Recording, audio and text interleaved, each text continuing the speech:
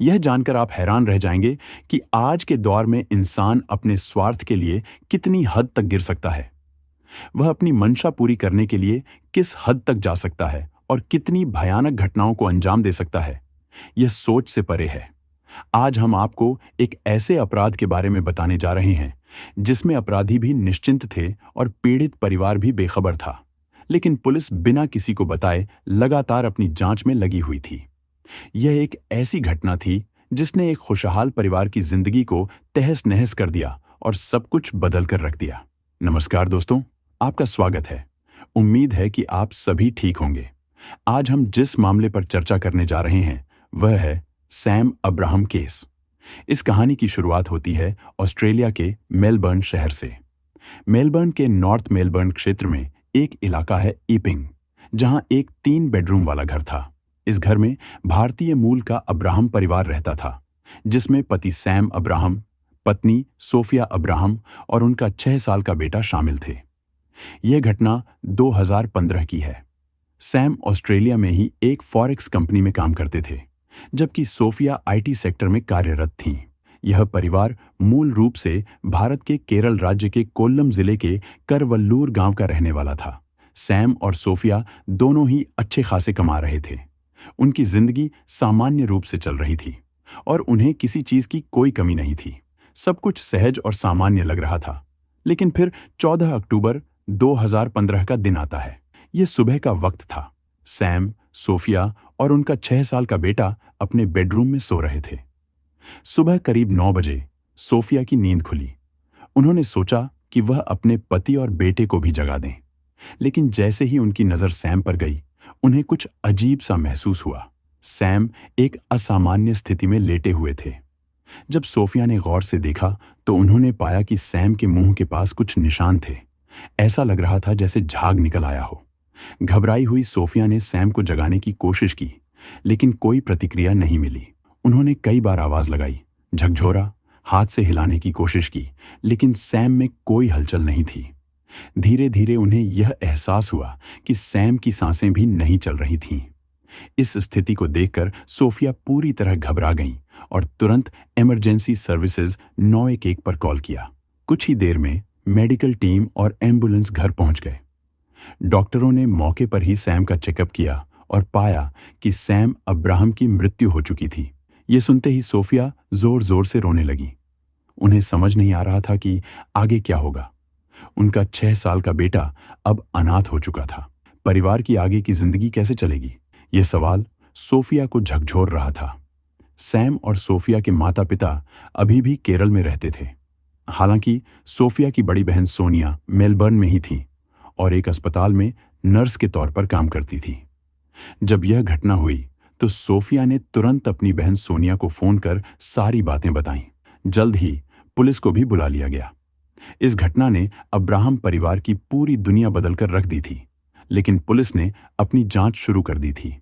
इस केस में ऐसा क्या हुआ था, किसने, क्यों और कैसे सैम अब्राहम की जान ली, यह सब जानने के लिए आपको इस कहानी के आगे के घटनाक्रम को समझना होगा। इसके बाद सैम के शव को पोस्टमार्टम के लिए मेलबर्न के साउथ बैंक स्थित Victorian institute of forensic medicine ले जाया गया। वहां डॉक्टरों ने पूरी जांच की और सोफिया ने बताया कि सैम को पहले से कुछ दिल की समस्याएं थीं। शुरुआती जांच में डॉक्टरों को भी यही लगा कि मौत की वजह हार्ट अटैक ही है और रिपोर्ट में भी यही दर्ज किया गया। इसके बाद सोफिया ने केरल में सैम के माता पिता को फोन किया। उस वक्त भारत में सुबह के करीब 5:30 थे। रोते हुए सोफिया ने उन्हें बताया कि सैम की मौत हार्ट अटैक से हो गई है और वह जल्द ही शव लेकर भारत आ रही है। ये सुनते ही पूरे घर में मातम छा गया। सैम के माता पिता और उसके छोटे भाई को यकीन नहीं हो रहा था। उसका भाई भी शादीशुदा था और एक आईटी प्रोफेशनल था। इस खबर के साथ ही सैम के पिता को हफ्ते भर पहले की कुछ बातें याद आने लगीं। सैम हर साल कुछ दिनों के लिए ऑस्ट्रेलिया से केरल आता था और इस बार भी वह अक्टूबर में आता था। 2015 के शुरुआती हफ्ते में अपने परिवार से मिलने आया था। इस बार वह पत्नी और बेटे को भी साथ लाया था, लेकिन इस बार सैम का व्यवहार कुछ अजीब था। वह मजाक मजाक में अपने कुछ दोस्तों और रिश्तेदारों से कहता कि अगली बार वह घर पर कॉफिन में आएगा, उसकी लाश आएगी। यह सुनकर सभी गुस्सा हो जाते और उसे डांटते कि वह इस तरह की बातें क्यों कर रहा है, लेकिन सैम हमेशा हंसकर बात को टाल देता। फिर एक दिन उसने अपने पिता से कहा, जब मेरी मौत हो जाए तो मेरे शव को दादाजी की कब्र के पास दफना देना। यह सुनकर उसके पिता नाराज हो गए और उसे झिड़क दिया कि ऐसी बातें क्यों कर रहा है, लेकिन सैम सिर्फ हंसता रहा और बोला कि वह मजाक कर रहा था। कुछ दिनों बाद 11 अक्टूबर को सैम अपनी पत्नी और बेटे के साथ वापस ऑस्ट्रेलिया लौट गया और फिर 14 अक्टूबर को उसकी मौत की खबर आई। अब पिता सोच में पड़ गए, क्या सैम को पहले से अपनी मौत का आभास हो गया था? 3-4 दिन बीत गए और 18 अक्टूबर को सैम का शव भारत लाया गया। उसके साथ सोफिया और उनका बेटा भी थे। घर में एक बार फिर मातम पसर गया। किसी को यकीन नहीं हो रहा था कि सैम अब इस दुनिया में नहीं रहा। वह तो पूरी तरह स्वस्थ था, उसे कोई गंभीर बीमारी भी नहीं थी। फिर अचानक हार्ट अटैक कैसे आ सकता है? लेकिन जो भी हुआ, क्रिश्चियन रीति रिवाजों के अनुसार सैम को दफना दिया गया। अब सवाल यह था कि आगे क्या होगा? चूंकि सोफिया मेलबर्न में नौकरी करती थी, उसे कुछ दिनों बाद वापस लौटना था। परिवार वालों को चिंता थी कि वह वहां अकेले कैसे रहेगी, बच्चे को कैसे संभालेगी, लेकिन मजबूरी थी। 4-5 दिनों के बाद सोफिया अपने बेटे के साथ ऑस्ट्रेलिया लौट गई। हालांकि वहां पहुंचने के बाद भी वह अपने ससुराल वालों से लगातार संपर्क में रही। हर शनिवार उसका कॉल आता था और वह सैम के माता पिता से बात करती थी। लेकिन किसी को अंदाजा नहीं था कि इस कहानी में आगे कुछ ऐसा सामने आने वाला था जो सबको चौंका कर रख देगा। सब कुछ धीरे धीरे सामान्य होने लगा था। जिंदगी पटरी पर आ रही थी। अगर उनके बैकग्राउंड की बात करें तो सैम अब्राहम और सोफिया दोनों केरल के करवल गांव के रहने वाले थे। वे बचपन से ही पड़ोसी थे और दोनों के बीच गहरी दोस्ती थी। सैम को सिंगिंग का बेहद शौक था। हर संडे को जब चर्च में प्रेयर होती तो वह वहां डिवोशनल सिंगिंग कोरस में शामिल होता। संयोग से सोफिया भी गाना गाती थी और चर्च में दोनों की मुलाकात अक्सर हो जाती। धीरे धीरे उनकी दोस्ती प्यार में बदल गई। दोनों ने साथ में कॉलेज पूरा किया और 2003 में यह फैसला किया कि जब उनकी नौकरी लग जाएगी तब वे शादी करेंगे। इसके बाद सैम तमिलनाडु के डिंडीगुल चला गया, जहां उसने MBA की पढ़ाई शुरू की। उधर सोफिया ने महात्मा गांधी यूनिवर्सिटी कोट्टायम से इलेक्ट्रॉनिक्स में MSc किया और आगे बेंगलुरु की एक IT कंपनी में नौकरी करने लगी। फिर वह तिरुवनंतपुरम में काम करने लगी। सैम भी अपनी पढ़ाई पूरी करने के बाद एक लोकल बैंक में जॉब करने लगा और फिर दुबई की एक फॉरेक्स एक्सचेंज कंपनी में काम करने के लिए वहां चला गया। दोनों अपनी अपनी फील्ड में तरक्की कर रहे थे। समय बीतता गया और आखिरकार सैम और सोफिया ने शादी करने का फैसला किया। जब सैम ने अपने परिवार को इस बारे में बताया तो घर वालों ने साफ इनकार कर दिया। खास तौर पर उसके पिता इस रिश्ते के सख्त खिलाफ थे। सोफिया के परिवार की बात करें तो उसके पिता एक रिटायर्ड डिफेंस ऑफिसर थे। उनकी भी अच्छी खासी इज्जत थी। जब सैम ने सोफिया को बताया कि उसके माता पिता शादी के लिए तैयार नहीं हैं, तो सोफिया ने खुद सैम के पिता से बात की। उसने कहा कि अगर आपने हमारी शादी नहीं कराई तो मैं अपनी जान दे दूंगी। यह सुनकर सैम के माता पिता सोच में पड़ गए। सोफिया के व्यवहार ने धीरे धीरे सैम की मां को प्रभावित कर लिया था। काफी सोच विचार के बाद सैम के माता पिता ने आखिरकार इस शादी को मंजूरी दे दी। उन्होंने सोचा कि दोनों मैच्योर हैं, इंडिपेंडेंट हैं और अपना फैसला खुद ले सकते हैं। साल 2008 में सैम और सोफिया की शादी हो गई। अगले ही साल 2009 में उनके बेटे का जन्म हुआ। सोफिया की बड़ी बहन सोनिया ऑस्ट्रेलिया में रहती थी और एक नर्स थी। जब सोफिया को वहां की लाइफस्टाइल के बारे में पता चला तो उसने सोचा कि उसे भी अपने परिवार के साथ वहां शिफ्ट हो जाना चाहिए। सोफिया ने मेलबर्न की एक IT कंपनी में जॉब के लिए अप्लाई किया और उसका सिलेक्शन हो गया। 2012 की शुरुआत में वह अपने बेटे को लेकर ऑस्ट्रेलिया चली गई। वह चाहती थी कि सैम भी वहां आ जाए ताकि पूरा परिवार साथ रह सके। लेकिन इसी बीच सैम ओमान चला गया क्योंकि उसे वहां लुलु एक्सचेंज नाम की कंपनी में नौकरी मिल गई थी। अब हालात ऐसे हो गए कि पत्नी और बेटा ऑस्ट्रेलिया में थे और पति ओमान में। सोफिया अक्सर सैम से कहती कि वह भी ऑस्ट्रेलिया आ जाए, लेकिन सैम इस फैसले को टालता रहा। उसका एक कारण यह था कि ओमान भारत के करीब था। वह हर महीने 1-2 दिन के लिए अपने माता पिता से मिलने चला जाता था। लेकिन अगर वह ऑस्ट्रेलिया चला जाता तो यह मुमकिन नहीं होता। उसे सिर्फ साल में एक बार घर आने का मौका मिलता, और वह भी कुछ ही दिनों के लिए। फिर भी सोफिया अपनी जिद पर अड़ी थी। आखिरकार सैम ने अपने बॉस से बात की और मई 2013 में उसका ट्रांसफर मेलबर्न हो गया। सोफिया की ऑस्ट्रेलिया शिफ्टिंग के 1.5 साल बाद सैम भी वहां चला गया। लेकिन किसे पता था कि महज 2 साल बाद 14 अक्टूबर 2015 की सुबह सैम अपने घर के बेडरूम में मृत पाया जाएगा। शुरुआती जांच में इसे हार्ट अटैक माना गया।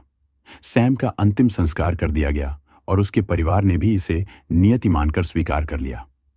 धीरे धीरे जिंदगी फिर से सामान्य होने लगी। सोफिया भी सैम के जाने के दुख से उबरने लगी थी। लेकिन तभी मेलबर्न पुलिस के पास सैम की फॉरेंसिक रिपोर्ट आ गई। टॉक्सिकोलॉजी रिपोर्ट में यह खुलासा हुआ कि सैम की मौत हार्ट अटैक से नहीं, बल्कि साइनाइड जहर से हुई थी। सैम के पेट में ऑरेंज जूस पाया गया, जिसमें भारी मात्रा में साइनाइड मिला था।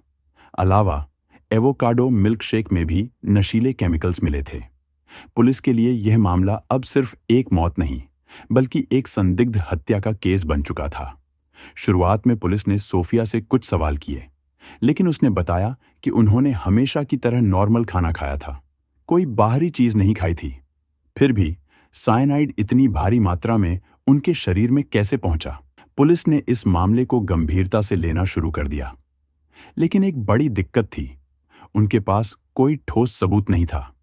अब सवाल उठता था कि क्या यह खुदकुशी थी या फिर सोफिया की बातों में कोई झूठ छिपा था? और सबसे बड़ी बात, अगर यह हत्या थी तो आखिर हत्यारा कौन था? डिटेक्टिव और उनकी टीम ने मामले को गहराई से जांचने का फैसला किया। सबसे पहला सवाल यही था कि घर में साइनाइड आया कैसे? यह कोई आम जगह मिलने वाली चीज नहीं थी। या तो इसे किसी बाहरी व्यक्ति ने दिया था जिसका सैम से कोई बैर था, या फिर किसी करीबी ने इसका इंतजाम किया था। लेकिन पड़ोसियों ने बताया कि 13 और 14 अक्टूबर के बीच किसी अनजान शख्स को घर के आसपास नहीं देखा गया था। सीसीटीवी फुटेज भी खंगाले गए, लेकिन उसमें कुछ खास नहीं मिला। अब पुलिस ने सैम के परिवार पर नजर रखनी शुरू की, खासकर उसकी पत्नी सोफिया पर। उसकी लोकेशन हिस्ट्री, कॉल डिटेल्स और पिछले 3 महीनों में हुई बातचीत को खंगाला गया। डिटेक्टिव्स धीरे धीरे उसके सभी जानने वालों और दोस्तों की लिस्ट तैयार करने लगे। दिलचस्प बात यह थी कि सोफिया को इस जांच की भनक तक नहीं थी। जांच के दौरान डिटेक्टिव्स को पता चला कि सैम ने कुछ समय पहले पुलिस स्टेशन में एक शिकायत दर्ज कराई थी। यह घटना जुलाई 2015 की थी, यानी उसकी मौत से ठीक 3 महीने पहले। उस दिन सैम लालो ट्रेन स्टेशन के पास था, जब अचानक उसकी गाड़ी में छिपे एक नकाबपोश ने उस पर हमला कर दिया। उसने चाकू से ताबड़तोड़ वार किए, जिससे सैम की गर्दन और चेहरे पर गहरी चोटें आईं। लेकिन किस्मत से वह बच गया। उसने तुरंत पुलिस को सूचना दी और अस्पताल में इलाज कराया। पुलिस ने उस वक्त उसकी गाड़ी से केबल टाई, कुछ कूड़ा कचरा और एक हैंडकफ बरामद किया था। यह जानकारी मिलते ही डिटेक्टिव्स समझ गए कि सैम की हत्या की साजिश काफी समय से रची जा रही थी। पहले जानलेवा हमला किया गया, जिसमें वह बच गया। फिर दूसरी बार साइनाइड देकर उसे मार डाला गया। जांच के दौरान सबसे पहला शक सोफिया पर गया। पति की मौत के बाद वह वापस ऑस्ट्रेलिया गई और महज 1 हफ्ते के अंदर ही उसने सैम के बैंक अकाउंट से सारे पैसे निकाल लिए। लेकिन पैसे निकालने से ज्यादा चौंकाने वाली बात यह थी कि उसने इन्हें अपने अकाउंट में न डालकर एक जॉइंट अकाउंट में ट्रांसफर किया, जिसका नाम अरुण कमल सनन था। इसके अलावा सोफिया सैम की कार का रजिस्ट्रेशन भी बदलवाना चाहती थी। वह इसे बेच नहीं रही थी, बस मालिक का नाम बदलना चाहती थी। और जिस नाम पर इसे ट्रांसफर किया जा रहा था, वह भी अरुण कमल सनन था। यह महज इत्तेफाक था या कुछ और? अब पुलिस की निगाहें अरुण पर भी जम गईं। उसकी कॉल डिटेल्स और व्हाट्सएप चैट्स को खंगाला गया। पुलिस को यकीन था कि यह कुछ छिपा रहा है। करीब 9 से 10 महीने की लंबी जांच चली। फिर एक दिन डिटेक्टिव्स में से एक ने अरुण से दोस्ती गांठ ली और दोनों एक बार शराब पीने बैठे। नशे की हालत में अरुण की जुबान फिसल गई। उसने कबूल किया कि उसने सोफिया के साथ मिलकर सैम को जहर देकर मार डाला था। डिटेक्टिव ने यह पूरी बातचीत रिकॉर्ड कर ली। अब पुलिस के पास पक्के सबूत थे। अगस्त 2016 में मेलबर्न पुलिस ने अरुण और सोफिया को गिरफ्तार कर लिया। उनके घरों की तलाशी ली गई। सोफिया के घर से उसकी एक डायरी मिली जिसमें अरुण के लिए प्यार भरी बातें लिखी हुई थीं। वहीं अरुण के घर से एक हार्ड ड्राइव मिली जिसमें सोफिया के लिए लिखे गए संदेश और दोनों की तस्वीरें थीं। इनके घंटों की कॉल डिटेल्स और चैट मैसेज भी पुलिस के हाथ लगे, जिनसे यह साफ हो गया कि दोनों के बीच गहरा रिश्ता था। कोर्ट में सुनवाई के दौरान खुलासा हुआ कि यह प्रेम कहानी बहुत पुरानी थी। 2003 में जब सोफिया पोस्ट ग्रेजुएशन कर रही थी और सैम किसी दूसरी जगह पढ़ाई कर रहा था, तभी उसकी मुलाकात अरुण से हुई थी। अरुण एक इंस्ट्रूमेंटल इंजीनियर था और केरल के पलक्कड़ जिले का रहने वाला था। दोनों के बीच प्रेम हुआ, लेकिन यह बात किसी को पता नहीं थी, न सैम को, न सोफिया के परिवार को और न ही अरुण के परिवार को। बाद में अरुण की शादी किसी और से हो गई और सोफिया ने भी सैम से शादी कर ली। शादी के बाद भी सोफिया और अरुण का संपर्क बना रहा। अरुण को जब पता चला कि सोफिया ऑस्ट्रेलिया जाना चाहती है, तो उसे समझ आ गया कि यह महज एक करियर मूव नहीं, बल्कि उसके करीब आने की कोशिश थी। 2012 में सोफिया अपने बेटे के साथ ऑस्ट्रेलिया चली गई और मई 2013 में सैम भी उसके पास आ गया। उसी दौरान जनवरी 2013 में अरुण भी अपनी पत्नी और बच्चे के साथ ऑस्ट्रेलिया आ गया। लेकिन कुछ महीनों बाद उसने बहाना बनाया कि उसकी पत्नी और बच्चे को वहां की जिंदगी रास नहीं आ रही है, इसलिए वह उन्हें भारत छोड़कर वापस ऑस्ट्रेलिया आ गया। असल में यह सब सोफिया के करीब रहने के लिए किया गया था। दोनों चोरी छिपे मिलते रहे। धीरे धीरे उन्हें एहसास हुआ कि यह रिश्ता ऐसे नहीं चल सकता।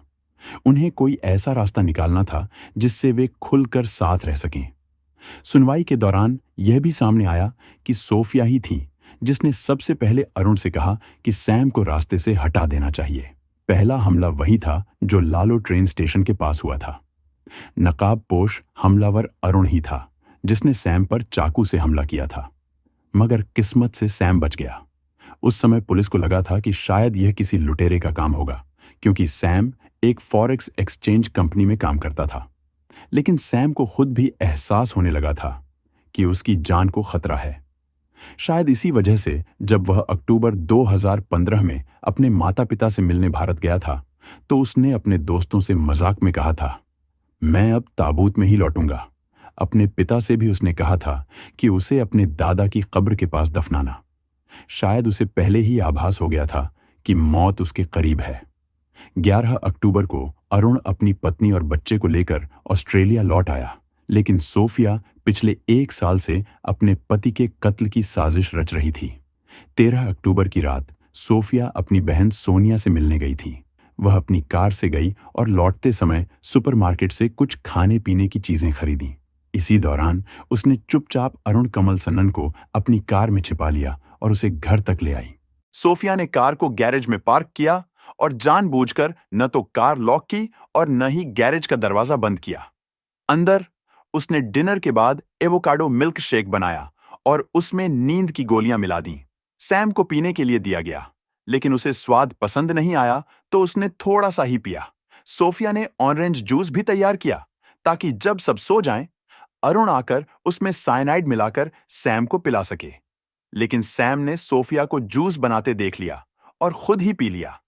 जब सोफिया और बेटा नींद की दवा के असर से सो गए, तो देर रात अरुण गैरेज से बाहर आया। घर की एक खिड़की खुली हुई थी, जिससे वह अंदर दाखिल हुआ। उसने किचन में रखा ऑरेंज जूस उठाया और उसमें साइनाइड मिला दिया। फिर उसने सोते हुए सैम को जबरदस्ती जूस पिलाया। सैम की तुरंत मौत हो गई, जबकि उसके बगल में उसकी पत्नी और बेटा बेसुध पड़े रहे। सुबह सोफिया और उसका बेटा नींद की दवा के असर से देर से उठे। 9:14 पर सोफिया ने इमरजेंसी सर्विसेज को कॉल किया। जांच शुरू हुई और पुलिस ने अरुण के भारत आने जाने के रिकॉर्ड खंगाले। पता चला कि उसने वहीं से साइनाइड का इंतजाम किया था। सैम की मौत के बाद मेलबर्न में रहने वाले मलयाली समुदाय ने सोफिया की मदद के लिए पैसे जुटाए, लेकिन पुलिस ने 10 महीनों तक गुप्त जांच जारी रखी और आखिरकार मामले का पर्दाफाश कर दिया। पुलिस ने अरुण और सोफिया के कॉल डिटेल्स, चैट्स और हैंड रिटन नोट्स को इंग्लिश में ट्रांसलेट कराया। फरवरी 2018 में विक्टोरिया सुप्रीम कोर्ट ने दोनों को सैम अब्राहम के कत्ल का दोषी पाया। जून 2018 में सोफिया को 22 साल की सजा सुनाई गई, जिसमें से कम 18 साल जेल में बिताने होंगे। वहीं अरुण को 27 साल की सजा मिली, जिसमें से उसे 23 साल पूरे करने होंगे। अगस्त 2019 में अरुण की सजा घटाकर 24 साल कर दी गई और उसे 20 साल बाद पैरोल के लिए आवेदन करने की अनुमति मिली। लेकिन सोफिया की सजा में कोई बदलाव नहीं हुआ। कोर्ट में सोफिया ने अपने छोटे बेटे का हवाला देकर सजा कम करने की गुहार लगाई, लेकिन जज ने साफ कहा कि इस पूरे मामले में सबसे बड़ा पीड़ित वही बच्चा है जिसने अपने पिता को खो दिया। कोर्ट ने सोफिया की बहन सोनिया को बच्चे की कस्टडी दे दी। सैम के माता-पिता ने अपने पोते को पाने की कोशिश की, लेकिन वे आर्थिक रूप से इतने सक्षम नहीं थे कि ऑस्ट्रेलिया में केस लड़ सकें। कभी-कभी सोनिया उन्हें वीडियो कॉल पर बच्चे से बात करवा देती थी, लेकिन सच से उसे कब तक दूर रखा जा सकता था। फिलहाल अरुण और सोफिया मेलबर्न की जेल में अपनी सजा काट रहे हैं। इस केस ने दिखा दिया कि लालच और प्यार में अंधे लोग किस हद तक गिर सकते हैं। आपको ये वीडियो कैसा लगा? अपनी राय कमेंट में बताएं। वीडियो को लाइक और शेयर करें और हमारे चैनल को सब्सक्राइब करना ना भूलें। अगली बार फिर मिलते हैं। धन्यवाद।